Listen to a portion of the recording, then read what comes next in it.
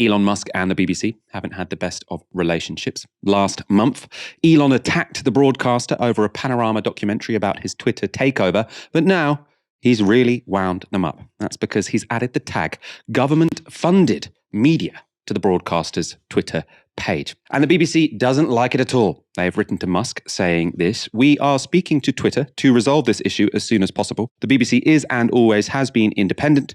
We are funded by the British public through the license fee." Elon Musk has responded as follows. It's politer than usual for the man. "We are aiming for maximum transparency and accuracy," he says. "Linking to ownership and source of funds probably makes sense. I do think media organisations should be self-aware, not falsely claim the complete absence of bias. All organisations have bias, some obviously much more than others. I should note that I follow BBC News on Twitter because I think it is among the least biased." It's interesting Elon Musk mentions BBC News there. That's because that Twitter account doesn't contain the government-funded media tag, nor does BBC Politics, BBC World News, or the Today programme. So they would actually seem like more relevant sort of channels to put that on than just for the entertainment programmes. Because the whole point of saying government-funded is to say you might want to question whether or not this channel has some bias towards the government, right? So obviously, the reason the BBC are very upset is because no, we're not like Russia Today. We're not like Chinese TV channels. We are independent. We're not just lackeys of governments like in these other countries outside of the West. We've seen lots of that all over the media today. They're very, very upset to be lumped in the same category as the likes of Russia Today. On some grounds, fine. I think the BBC probably is a lot more independent than Russia Today. But I do think this argument has been taken too far, because essentially people are saying it's not government funded because it's funded by the license fee. So it's publicly funded, but it's not government funded because it doesn't come out of the general government tax. It doesn't come out of general taxation. It's a hypothecated tax, essentially. But for me, this is a bit weak, because who sets the license fee? It's the government. Who enforces the law that means the license fee can be collected? It's the government. Who determines the amount of the grant which goes to the BBC? It's the government. And what we see is that this does have significant effects over the BBC. So the BBC, everyone working at the BBC, especially people higher up in the BBC, they know that the future of that organisation is based on the consent of the government of the day. And that does mean, as we talk about often on this show, that they end up showing a bias towards the government and towards the establishment, because they don't have independence. If they were, I think a good reform that Labour could make of the BBC is to say, let's give it a 50-year charter where its income is guaranteed, where the government has absolutely no sway over the organisation because it's out of their control. It's genuinely independent. But if you have, every 10 years, new charters where the government is deciding on whether there will be a licence fee, how much the licence fee will be, that's when you see the kind of bias we do.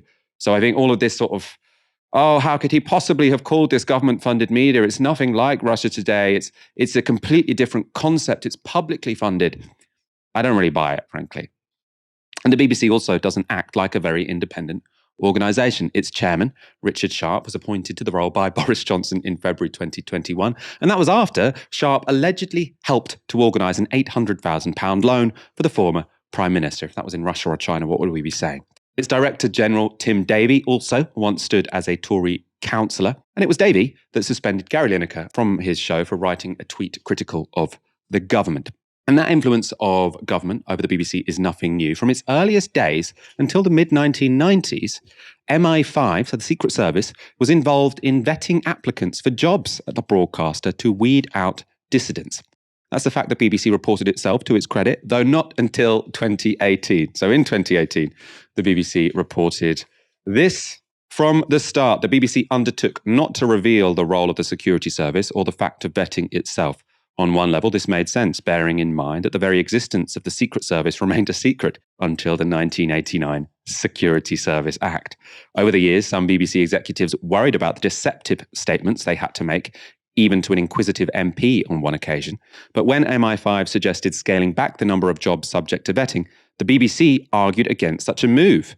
Though there were some opponents of vetting within the corporation, they had little influence until the Cold War began to fall in the 1980s.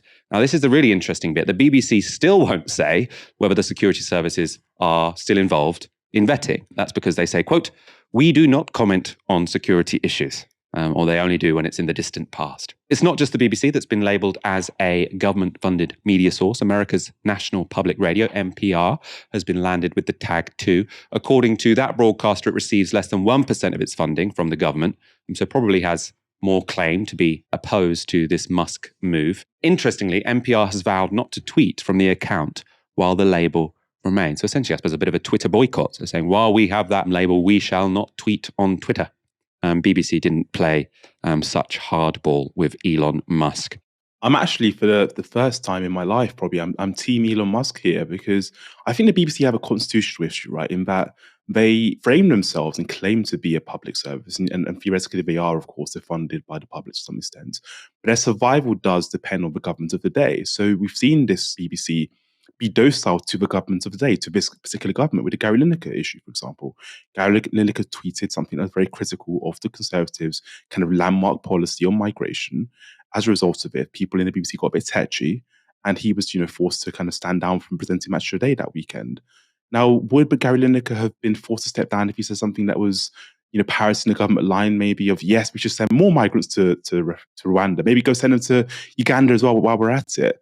I highly doubt he would have been suspended. So I think it's hard for the government to or the BBC, sorry, to maybe say, no, we're independent. We don't answer the government of the day, when A, there's a constitutional issue where they are reliant on the government of the day, and the chairman is appointed by the government of the day. And also there is this idea that they have so many times in recent years been quite docile to the government of the day and very worried about upsetting the government of the day. I also don't have much confidence in Elon Musk's sort of ability to determine what is and what isn't a government-funded media. It does seem ridiculous that the BBC has this tag, and BBC Politics and BBC News doesn't, and BBC World, in fact, because actually BBC World is more directly funded by the government. The BBC is indirectly funded by the government. The BBC, that we see in the UK, the BBC World Service is actually directly funded by government grants. I want to show you, I suppose, a funny fact that emerged while researching this story. It gives you some insight into what's going on inside Twitter right now, and also into Elon Musk's view of the media.